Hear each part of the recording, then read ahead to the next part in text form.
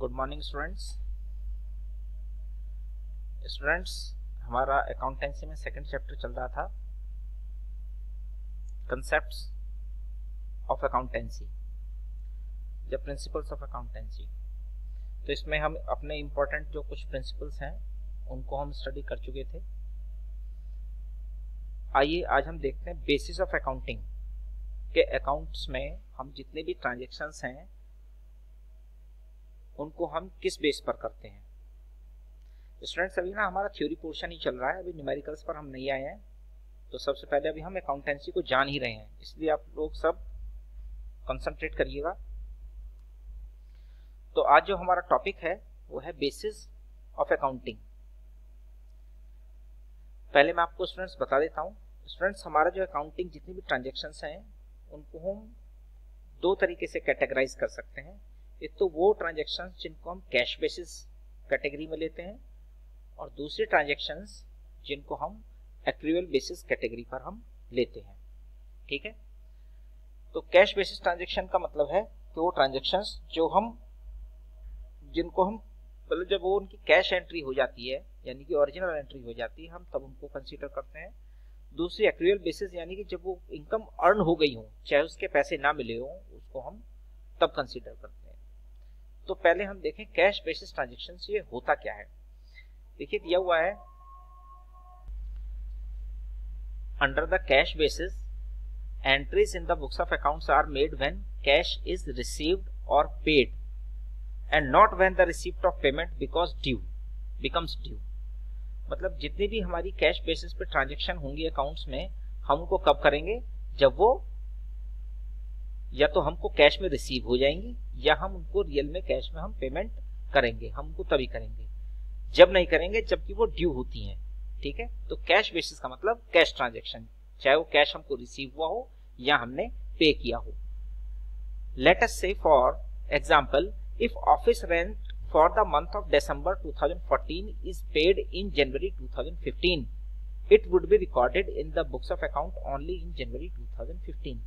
मतलब जनवरी या दिसंबर 2015 का मान लीजिए, एग्जांपल के लिए मान लीजिए दिसंबर 2014 का एक रेंट जो देना था और वो हमने दिया जनवरी 2015 में। ठीक है, तो हम उसकी एंट्री कब करेंगे कैश बेसिस पर, जनवरी 2015 में ही करेंगे, यानी कि जब एक्चुअल में कैश हमको रिसीव हुआ हो। Similarly, sales of goods on credit in the month of January 2015 would not be recorded in January। ठीक है, मान लीजिए and say in April when the payment for the same is received। मान लीजिए जनवरी 2015 की कोई सेल हुई थी हमारी, ठीक है, और उसके पैसे हमको मिले अप्रैल में, मान लीजिए अप्रैल के महीने में मिले, तो हम उसकी एंट्री कब करेंगे, when the payment for the same is received, तब करेंगे जब हमें इसकी पेमेंट रिसीव हो जाएगी। यानी कि 15 जनवरी यानी जनवरी 2015 में अगर कोई सेल हुई है हमारी और उसके पैसे हमको अप्रैल में मिले हैं, तो हम उसकी एंट्री कब करेंगे, अप्रैल में ही उसकी एंट्री करेंगे। तो इस तरह की जो भी ट्रांजेक्शन्स होंगी उनको हम कैश बेसिस ट्रांजेक्शन कहेंगे। आगे देखिए दिया हुआ है, thus this system is incompatible with the matching principle। माना कि ये सिस्टम जो है ये इनकम्पेटेबल है। क्यों? क्योंकि इसमें उन इनकम्स को शामिल नहीं किया गया है जो अर्न कर ली है लेकिन उनके पैसे नहीं मिले, लेकिन अर्न तो कर ली है। कई बार ऐसा होता है कि हम काम कर देते हैं, उसके पैसे हमको नहीं मिले, ठीक है, लेकिन काम तो हुआ है। तो उस प्रिंसिपल को अगर हम देखें तो उसके हिसाब से ये सिस्टम जो है इनकम्पेटेबल है, यानी कि काम का नहीं है हमारे लिए। Which states that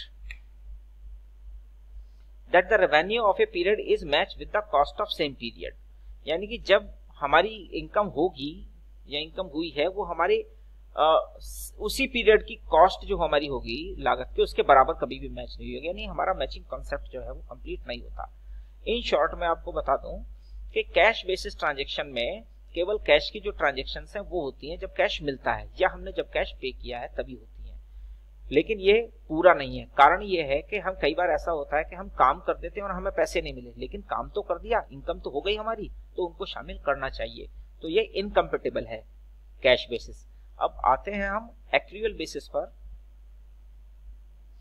under the accrual basis, however revenue and cost are recognised in the period in which they occurred rather than they are paid. Accrual basis concept में हम क्या करते हैं कि जो भी हमारी रेवेन्यू या इनकम या हमारी पेमेंट है ड्यू होती हैं, हम उनको तभी लिख लेते हैं चाहे वो पेमेंट हुई है या नहीं हुई है। वो जो ऊपर वाली जो हमारी कैश बेसिस की कमी थी वो एक्रूअल बेसिस में हमारी पूरी हो गई, क्योंकि कैश बेसिस में हम केवल कैश ट्रांजेक्शन कर रहे थे। एक्रूअल बेसिस ट्रांजेक्शन में हम उन ट्रांजेक्शन को नोट कर लेते हैं जो अर्न हो गई हैं, जिनके लिए काम कर दिया है लेकिन हमको उनके पैसे नहीं मिले। तो ये इस एक्रूअल बेसिस की खास बात है। A distinction is made between the receipt of cash and the right to receive in cash and payment of cash and legal obligation to pay। इसमें एक चीज से हम इसको अंतर कर सकते हैं कि चाहे कैश मिला है या हमको मिलने वाला हो, हम इस तरह से दोनों ट्रांजेक्शन्स को इसमें कंसीडर कर लेते हैं।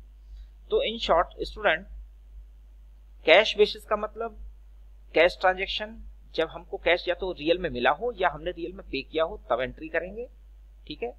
और एक्रूअल बेसिस का मतलब होता है कि चाहे हमको कैश मिला हो या ना मिला हो, जब भी वो कमाई गई हैं उनको हम तब कंसीडर करते हैं, ठीक है स्टूडेंट्स।